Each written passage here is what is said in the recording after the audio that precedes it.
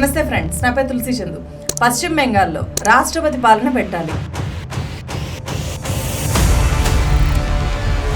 ఇది జాతీయ SC commission chairman Arun Haldar పశ్చిమ బెంగాల్లో ఉండే సందేశ్ ఖాళీ అనే ప్రాంతాన్ని సందర్శించిన తర్వాత రాష్ట్రపతి ద్రౌపది ముర్ముకు చేసిన రికమెండేషన్. महिलाओं जो एटीट्यूड बहुत कुछ बोलना चाहता है लेकिन एक एटमॉस्फेयर ऐसा करके रखा है जो बोल नहीं पा रहा है. పశ్చిమ బెంగాల్ ముఖ్యమంత్రి మమతా బెనర్జీ వెంటనే రిజైన్ చేసి సందేశ్ ఖాళీ రావాలి.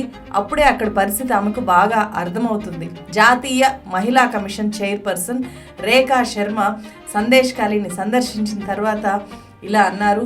चीफ मिनिस्टर कहा मुझे लगता है उनको रिजाइन कर देना चाहिए और बिना एक पोस्ट के अगर वो यहाँ आए तो महिलाओं का दर्द समझ पाएंगी. ఆమె కూడా బెంగాల్లో రాష్ట్రపతి పాలన పెట్టాల్సిందే అని చెప్పి ద్రౌపది ముర్మును కోరారు. సందేశ్ ఖాళీ వెళ్లిన వెస్ట్ బెంగాల్ గవర్నర్ తో బాధిత మహిళలు ఇలా ముఖానికి ముసుగులు కప్పుకొని మాట్లాడారు. ఆ తర్వాత ఆయన మీడియాతో మాట్లాడుతూ, నేను నా జీవితంలో చూడనివి చూశాను, వినకూడనివి విన్నాను. రాక్షసులు నరకంలో లేరు, ఇక్కడే మన మధ్య ఉన్నారు అని చెప్పి అన్నారు. I saw something which I should never have seen. I heard many things which I should never have heard. The hell is empty. All the devils are here. That was the situation which was there. Sandesh ఖాళీ ప్రాంతంలో ఉండే గిరిజన మహిళలు ఇలా పెద్ద ఎత్తున రోడ్డెక్కారు. మా మీద లైంగిక దాడులు చేసి మా జీవితాలతో చెలగాటమాడిన తృణమూల్ కాంగ్రెస్ పార్టీ నాయకుడు షేక్ షాజహాన్ ను, అతని అనుచరుల్ని కఠినంగా శిక్షించాలి అని చెప్పి వాళ్ళు ఆందోళన చేస్తున్నారు.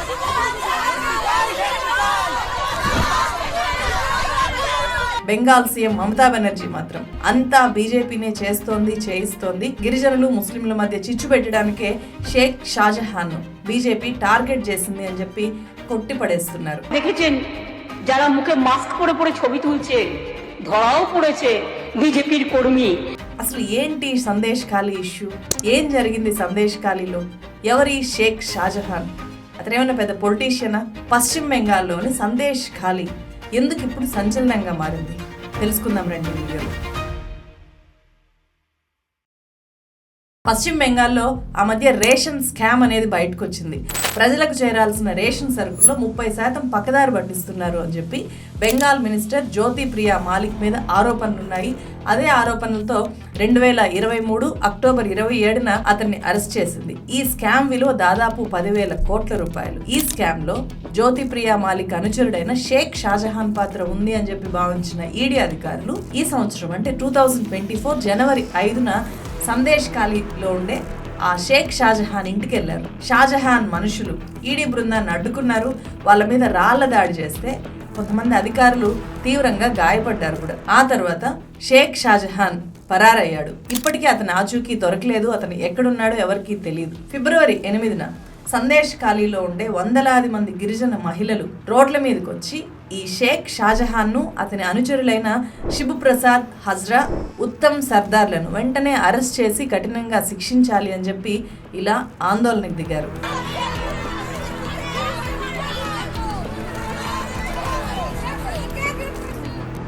ఎస్టీ మహిళలు పెద్ద సంఖ్యలో రోడ్ల మీదకి రావడంతో ఒక్కసారిగా సందేశ్ ఖాళీ అనేది జాతీయ స్థాయిలో చర్చనీయాంశంగా మారింది. ఫిబ్రవరి 9న మహిళలు చేస్తున్న ఆందోళనలు హింసాత్మకంగా మారాయి. షేక్ షాజహాన్ కు సంబంధించిన 3 పౌల్ట్రీల్ని తగలబెట్టేశారు గుర్తు తెలియని వ్యక్తులు. ఫిబ్రవరి 10న వెస్ట్ బెంగాల్ గవర్నర్ ఈ సందేశ్ ఖాళీలో ఏం జరుగుతోందో చెప్పాల్సిందిగా బెంగాల్ ప్రభుత్వాన్ని ఆదేశించారు. మమతా బెనర్జీ ప్రభుత్వం అదే రోజు సందేశ్ ఖాళీలో 144 సెక్షన్ విధించింది. సాధారణ పరిస్థితులు వచ్చేదాకా ఆ ప్రాంతంలో ఇంటర్నెట్ సేవలు నిలిపేస్తున్నట్లు ప్రకటించింది. సందేశ్ ఖాళీ అనేది బెంగాల్ రాజధాని కోల్కతా నుంచి 75 కిలోమీటర్ల దూరంలో ఉండే నార్త్ 24 పరగనాల జిల్లాలో ఉండే ఒక కమ్యూనిటీ డెవలప్మెంట్ బ్లాక్. అంటే మన దగ్గర మండలము అని చెప్పొచ్చు, బెంగాల్లో అయితే బ్లాక్ అంటారు. సందేశ్ ఖాళీ చుట్టూ కాలింది నది ఉంటుంది, అన్ని వైపులా నీళ్లు ఉంటాయి. అక్కడున్న 164,000 మంది జనాభాలో 30% ముస్లింలు, 31% ఎస్సీలు, 26% ఎస్టీలు ఉన్నారు. అది వ్యవసాయ ప్రధాన ప్రాంతం.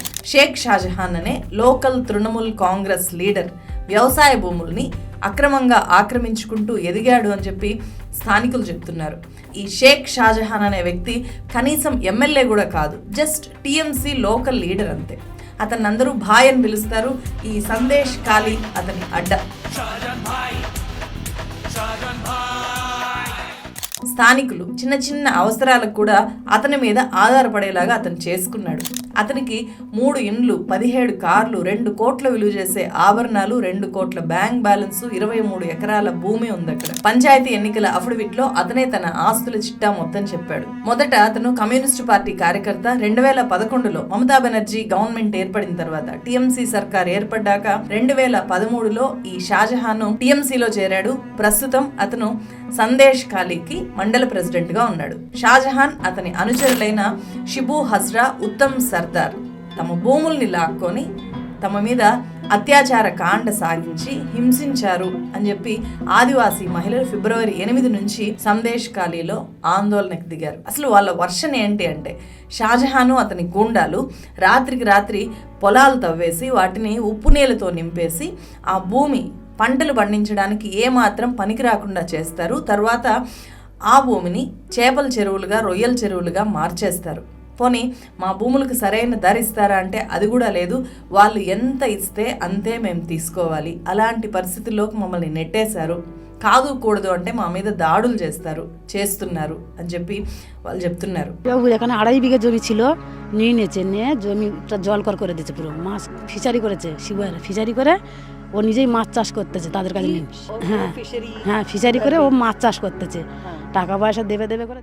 పొదుపు సంఘాల మీటింగ్లు ఉన్నాయి రండి అని చెప్పి అర్ధరాత్రి పూట వచ్చి మహిళల్ని బైక్ ఎక్కించుకొని తీసుకెళ్లి వాళ్ళతో అసభ్యంగా ప్రవర్తిస్తారు, లైంగిక దాడులకు పాల్పడతారు అని చెప్పి కూడా బాధిత మహిళలు చెప్తున్నారు. అలాగే వాళ్ళ భర్తల్ని ఆ దరిదాపుల్లో కూడా వాళ్ళు రానివ్వరు. ఇదంతా కూడా టీఎంసీ కార్యాలయాల్లోనే వీళ్ళు ఈ అరాచక కాండ కొనసాగిస్తున్నారు అని చెప్పి మహిళలు కన్నీటి పర్యంతం అవుతున్నారు. পরে ওখানে সিলেকশন হতো যে কোন মহিলা দেখতে সুন্দর। వాళ్ళు ఏం చేసినా ఎదురు తిరిగి మాట్లాడకూడదు. 18 ఏళ్ళు నిండిన పిల్లల్ని, అంటే చిన్న చిన్న అబ్బాయిల్ని టీఎంసీలో చేర్చుకొని వాళ్ళకు మద్యం అలవాటు చేయడము, వాళ్ళని గుండాలుగా తయారు చేయడము ఈ ప్రాంతంలో చాలా సాధారణ విషయము అని చెప్పి కూడా చెప్తున్నారు.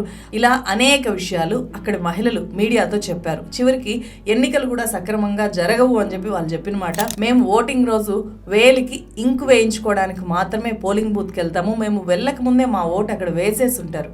అసలు ఈ ప్రాంతంలో టీఎంసీ వేరే వాళ్ళని నామినేషన్లు కూడా ఫైల్ చేయనివ్వదు అని చెప్పి ఓ మహిళ ది ప్రింట్ మీడియాతో చెప్పింది. ఇంత జరుగుతుంటే పోలీసులు ఏం చేస్తున్నారు? అసలు అక్కడ కంప్లైంట్ కూడా పోలీసులు తీసుకోరు. మొత్తం కూడా ఈ షేక్ షాజహాన్ కంట్రోల్లోనే అందరూ పనిచేస్తారు, అన్ని వ్యవస్థలు పనిచేస్తాయి అనేది మహిళలు చెప్తున్నమాట. కుటుంబ సమస్యల దగ్గర నుంచి ఎలాంటి సమస్యలైనా సరే ఈ షేక్ షాజహాన్ మనుషులే టీఎంసీ పార్టీ ఆఫీస్లోనే తీర్పులు ఇస్తారు. మహిళల మీద అనేక లైంగిక దాడులు, లైంగిక అత్యాచారాలు జరిగినా కూడా సందేశ్ ఖాళీ స్థానిక పోలీస్ స్టేషన్లో ఒక్క ఇన్సిడెంట్ కూడా, ఒక్క రేప్ కేసు కూడా నమోదు అవ్వలేదు, ఒక్క ఎఫ్ఐఆర్ కూడా నమోదు అవ్వలేదు అత్యాచారాలు జరిగినట్లు. అంటే ఈ ఇన్సిడెంట్ బయటకు వచ్చేదాకా ఇప్పుడు మాత్రమే మహిళలు బయటకు వచ్చి కేసులు పెడుతున్నారు, అవి నమోదు చేస్తున్నారు. షాజహాన్ లేడు అనే ధైర్యంతోనే ఇప్పుడు కూడా మేము బయటకు వస్తున్నాము అని చెప్పి మహిళలు చెప్తున్నారు. అక్కడున్న వాళ్ళు చెప్పిన దాన్ని బట్టి చూస్తే సందేశ్ ఖాళీలో జరుగుతున్నది అరాచక పాలన. సందేశ్ ఖాళీని ఒక ఆటవిక రాజ్యంలాగా మార్చుకొని ఈ షేక్ షాజహాన్ అనే వ్యక్తి ఒక నియంతలాగా అక్కడ బిహేవ్ చేస్తున్నాడు, ఆటవిక రాజ్యాన్ని అక్కడ కొనసాగిస్తున్నాడు.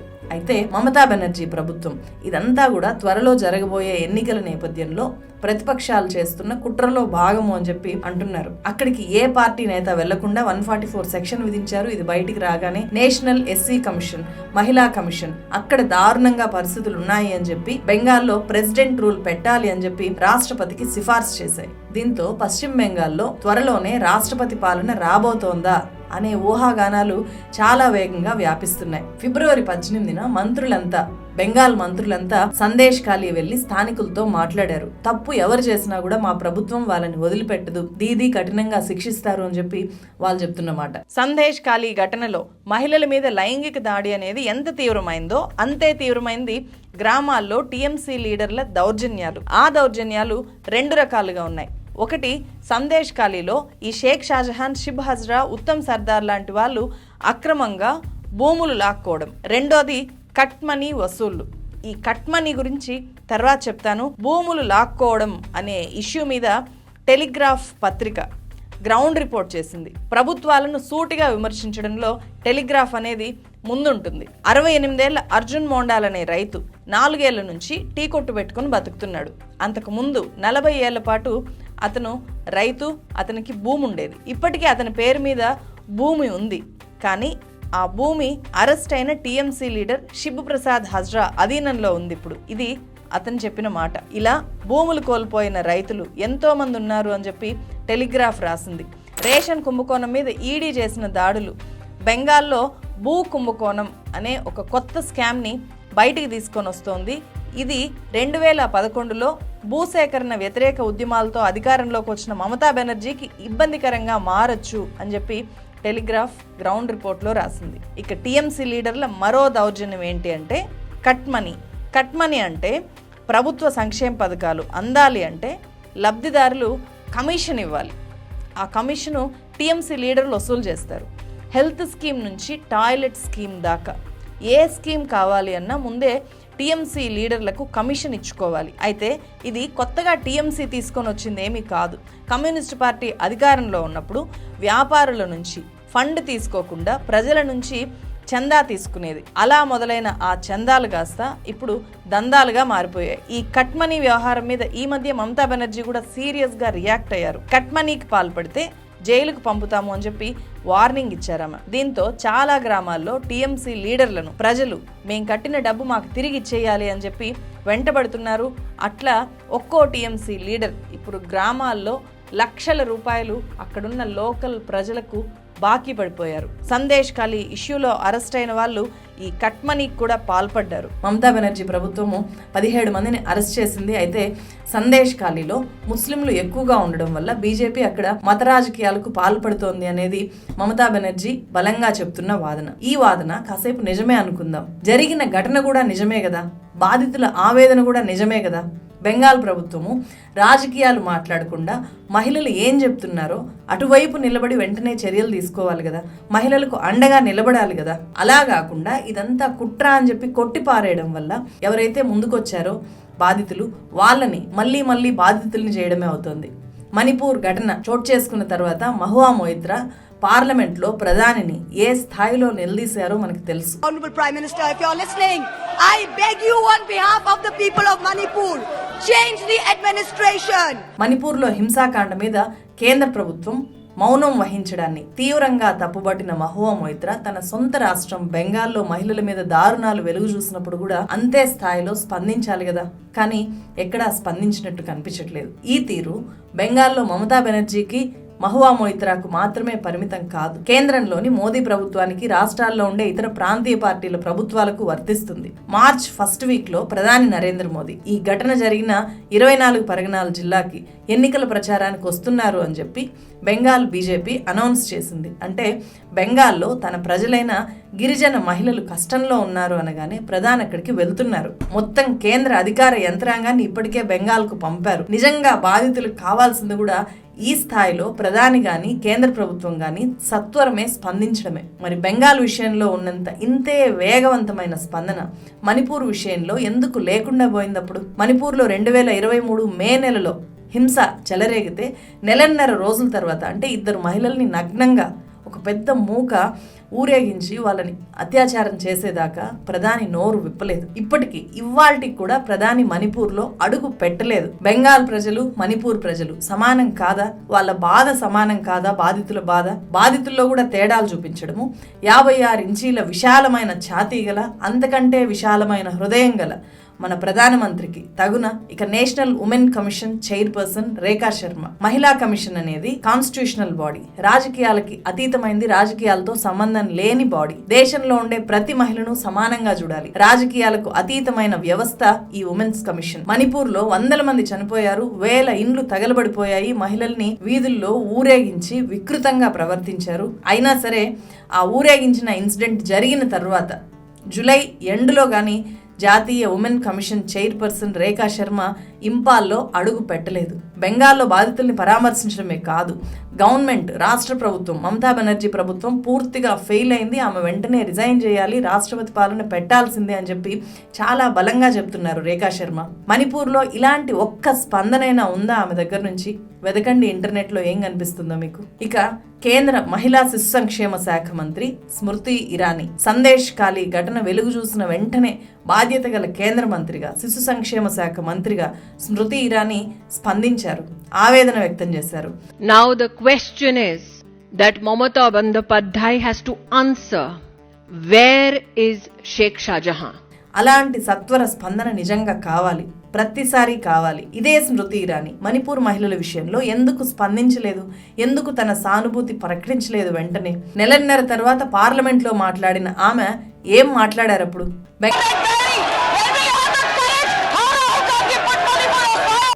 బెంగాల్లో అధికారంలో ఉన్నది తన పార్టీ కాదు కాబట్టి స్మృతి ఇరానీ ఆ ఘటనకు నిర్లజ్జగా ఎలాంటి సిగ్గు పడకుండా మతం రంగు పులుముతున్నారు. హిందూ మహిళలకు బెంగాల్లో రక్షణ లేదు అని చెప్పి పెద్ద స్టేట్మెంట్ ఇచ్చారు.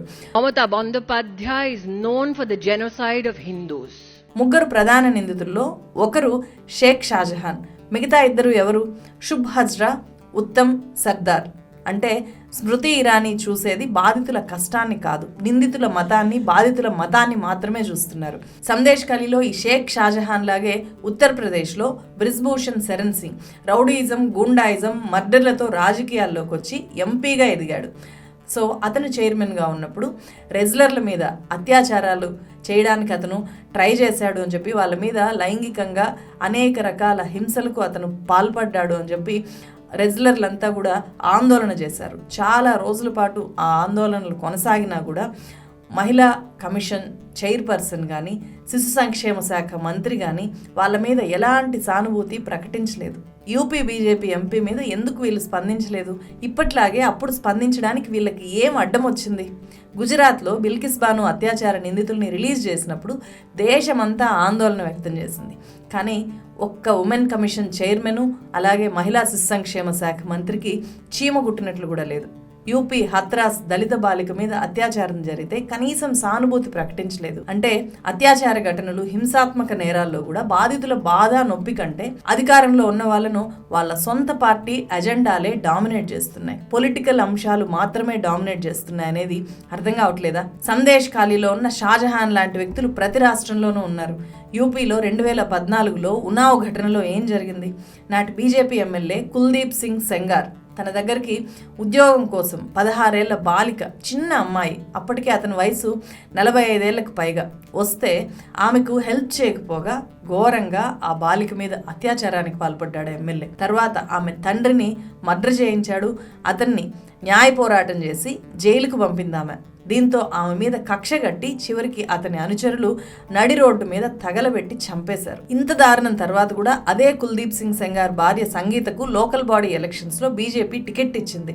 మీకు సిగ్గు లేదా అనే స్థాయిలో విమర్శలు రావడంతో చివరికి ఆమెకి ఇచ్చిన టికెట్ని క్యాన్సిల్ చేసుకున్నారు లాస్ట్లో. ప్రజలందరినీ సమానంగా చూస్తాము అని చెప్పి అధికారంలోకి వచ్చిన వాళ్ళు బాధితుల్ని ఇలా ఏరుకొని స్పందించే విధానాన్ని మార్చుకోవాలి. ఫస్ట్ మణిపూర్లో ఏదైనా జరిగితే నేను మాట్లాడతాను, కానీ బెంగాల్లో జరిగితే మాత్రం ఏమీ మాట్లాడను. లేదా ఇంకేదైనా ముస్లిం మహిళకు అన్యాయం జరిగితే అప్పుడు స్పందించను, ముస్లిం నేరస్తుడిగా ఉంటే మాత్రము గట్టిగా మాట్లాడతాను. ఇది కరెక్టేనా? అసలు ఆలోచించండి. మనలో కూడా చాలా మంది ఇలాగే ఆలోచించడానికి అలవాటు పడ్డారు. రాజకీయ పార్టీల్లో ఉండే ఇలాంటి 2 నాలుకలు 2 హృదయాల ధోరణి వల్లే పొలిటికల్ క్రిమినల్స్ పెరిగిపోతున్నారు మన దేశంలో. క్రిమినల్ లీడర్స్ వల్ల క్రైమ్స్ వెలుగులోకి వస్తే చాలా తేలిగ్గా వాటిని అసలు విషయం కంటే కూడా మతం చుట్టూనో, కులం చుట్టూనో తిప్పేసేలాగా పార్టీలు కొత్త కొత్త వ్యూహాలు పన్నుతున్నాయి. దీనివల్ల ఎక్కువ అన్యాయం అయిపోయేది బాధితులు. అన్యాయం అయిపోవడమే కాదు, మళ్ళీ మళ్ళీ బాధితులే బాధితులుగా మారుతారు. ఇవేమీ తెలియని సామాన్యులు రాజకీయ పార్టీలు కులం పేరుతో, మతం పేరుతో పెట్టే మంటలకు ఉద్రేకపడిపోయి సాటి మనుషుల్ని ద్వేషించడము చూస్తున్నాం. అయితే ఒక్కటి మాత్రం నిజం, మమతా బెనర్జీకి లోక్సభ ఎన్నికలకు ముందు సందేశ్ ఖాళీ ఘటన అనేది అతిపెద్ద ఛాలెంజ్. ఆమె వాస్తవాలను రియలైజ్ అవ్వకుండా ప్రతిపక్షాలే అంతా చేస్తున్నాయి అని చెప్పి గుడ్డిగా వాదిస్తే ఆ వాదన బాధితుల్ని నిందించినట్లు అవుతుంది, నిందితుల్ని రక్షించినట్లు అవుతుంది. ఇప్పటికే బెంగాల్లో హిందువులకు రక్షణ లేదు అని చెప్పి బీజేపీ ప్రచారం చేస్తుంది. ఆ ప్రచారాన్ని తిప్పికొట్టడానికి మమతా బెనర్జీ గత అసెంబ్లీ ఎలక్షన్స్లో కాళీమాత స్తోత్రాలను ఎన్నికల ప్రచారాల్లో చదివింది. నేను మీకంటే పెద్ద హిందువును, మీకంటే పెద్ద భక్తురాలని అని చెప్పి బీజేపీ దగ్గర నిరూపించుకోవడానికి పదే పదే ప్రయత్నం చేశారు ఆమె. జయంతి మంగళ కాళీ భద్రకాళీ కపాలిని దుర్గా శివ క్షమాధాత్రి సదా నమస్తుతే. సార్వత్రిక ఎన్నికల్లో భాగంగా బెంగాల్లో ఫైట్ మోదీ వర్సెస్ దీదీగా ఉంటుంది ఖచ్చితంగా. Mister prime minister, mister busy prime minister, what you want? Modi చేతిలో ఇప్పటికే సందేశ్ ఖాళీ రెడీగా ఉంది. మరి దీది ఖాళీ మాత్రం నమ్ముకుంటారా? సందేశ్ ఖాళీ దోషుల్ని శిక్షించే అపర ఖాళీ అవతారం ఎత్తుతారా? చూద్దాం. మన ఛానల్ నచ్చితే ఖచ్చితంగా సబ్స్క్రైబ్ చేయండి. ఈ వీడియో ఎక్కువ మందికి చేరాలి అంటే ఈ వీడియోని లైక్ చేయండి. అలాగే జాయిన్ బటన్ మీద క్లిక్ చేస్తే మన ఛానల్లో సభ్యులుగా చేరొచ్చు. మీ సపోర్ట్ మన ఛానల్లో ఇలాంటి మంచి వీడియోలు చేయడానికి నాకు చాలా ఉపయోగపడుతుంది. అలాగే నేను ఎలాగైతే వీడియోస్ చేస్తున్నానో ఇలాంటి వీడియోస్ ఎవరైనా చేయొచ్చు. అందుకోసం నేను how to become a credible story teller అనే ఒక కోర్స్ని చేశాను. ఆ కోర్స్లో ఇప్పుడు ఎవరైనా జాయిన్ అవ్వచ్చు. సో ఎలా జాయిన్ అవ్వాలి అనే లింక్ని నేను ఫస్ట్ కామెంట్లో డిస్క్రిప్షన్లో ఇస్తాను. దాని మీద క్లిక్ చేసి పేమెంట్ చేసి చేరచ్చు. అది లైఫ్ టైం యాక్సెస్ ఉండే కోర్స్, ఎప్పుడైనా సరే వినొచ్చు. ఆల్రెడీ వీడియోలు రికార్డ్ చేస్తున్నాయి కాబట్టి మీకు టైం ఉన్నప్పుడు నా అనుభవాల్లో నుంచి చేసిన ఆ కోర్స్ని మీరు నేర్చుకోవచ్చు. మరో వీడియోతో మళ్ళీ కలుస్తాను. Thank you so much.